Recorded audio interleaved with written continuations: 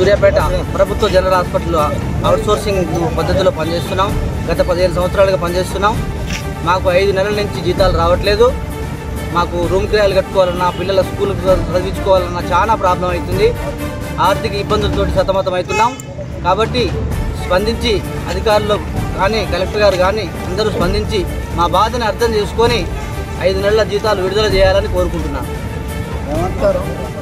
మాకు గత 6 నెలల నుంచి జీతాలు రావట్లేదండి.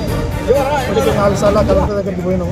పోతే ఆ ఏజెన్సీ గొడవలని సార్ చెప్తున్నారు. ఇప్పుడు 4 సార్లు పోయినా నేను చూస్తా అంటున్నారు. ఇంతవరకు అయితే ఏం లేదు. నిన్న కలెక్టర్ దగ్గరికి పోయి ఇట్లా ధర్నా చేస్తామనంటే మా అధ్యక్షుని కానీ అశోక్ని అరెస్ట్ చేయడం జరిగింది. దానికి నిరసనగా మేము ధర్నా చేస్తాం. మా డిమాండ్ శాలరీలండి. 5 నెలల నుంచి జీతాలు రావట్లేవు. ఆ జీతాలు ఇవాళ నుండి వచ్చింది. షహనాజ్ అండి. నేను సూర్యాపేట గవర్నమెంట్ జనరల్ హాస్పిటల్లో డీయూగా విధులు నిర్వహిస్తున్నాను.